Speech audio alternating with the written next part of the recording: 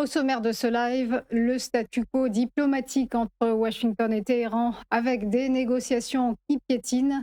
Le Canada qui demande officiellement le renouvellement de son accord de libre-échange avec les États-Unis et le Mexique sur fond de provocation de Donald Trump et un tsunami boursier qui s'annonce avec une émission d'actions record pour le groupe Alphabet. Toujours autant de flou sur la possibilité d'un accord de paix entre les États-Unis et l'Iran. Une impasse diplomatique qui dure, même si Donald Trump affirme rester optimiste sur un deal intérimaire avec Téhéran au cours de la semaine prochaine. Où cela va mener, on ne le sait pas, a écrit le président américain sur son réseau social. Sous pression, après 3 mois de guerre, il a toutefois dû démentir hier une interruption des négociations avec les autorités iraniennes suite à l'annonce de leur suspension par un média d'État de la République islamique. En outre, des pourparlers entre Israël et le Liban devaient se tenir hier soir à Washington. Lors d'une audition devant le Sénat américain ce mardi, le secrétaire d'État Marco Rubio a estimé que le Hezbollah était le seul obstacle aux discussions de paix entre Tel Aviv et Beyrouth. Et de leur côté, les gardiens de la révolution ont menacé d'ouvrir de nouveaux fronts face à l'offensive israélienne au Liban. Quant au Hezbollah, il a déclaré qu'il n'accepterait pas un accord de cessez-le-feu partiel avec Israël, menaçant de riposter en cas de nouvelle attaque de l'État hébreu sur Beyrouth et sa banlieue. Tsahal, qui, vous le savez peut-être, a poursuivi ses frappes et incursions dans plusieurs localités du pays. On poursuit avec le Canada qui demande officiellement le renouvellement pour 16 ans de l'accord de libre-échange nord-américain. Entré en vigueur en 2020, le texte doit être discuté dans les prochaines semaines, mais sa pertinence est remise en cause par Donald Trump.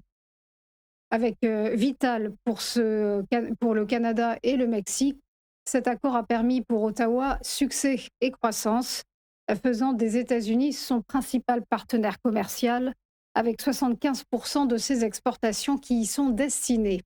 Les trois parties de l'accord ont jusqu'au 1er juillet pour se prononcer en faveur d'une révision ou d'un désistement, mais Donald Trump a déjà menacé de s'en retirer, au regard, selon lui, du faible bénéfice pour les États-Unis. Cette année à Davos, il a même affirmé que le Canada vivait grâce aux États-Unis. Et ce lundi, il a réitéré son souhait d'en faire le 51e État fédéral, après que le pays soit entré en récession technique.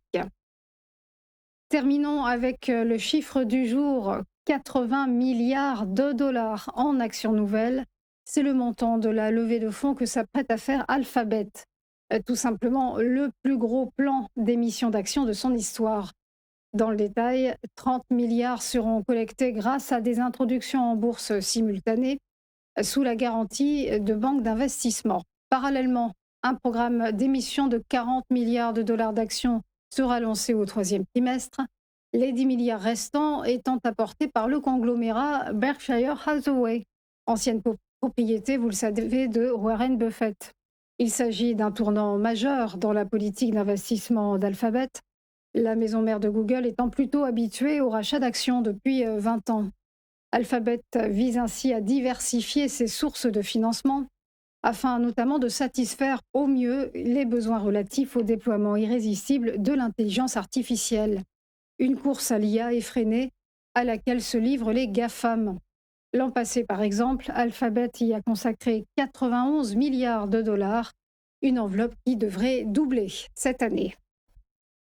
Et on en vient au point bourse, le rappel de la clôture des marchés hier avec des places européennes en terrain positif. Le CAC 40 a ainsi gagné plus 0,77%, tracté par le bond de 15% de ST Microelectronics. L'indice parisien se situe à 8209 points. À Francfort, le DAX a avancé de plus 0,48% et atteint 25 124 points, tandis qu'à Londres, l'indice britannique FTSE a pris plus 0,33% à 10 373 points.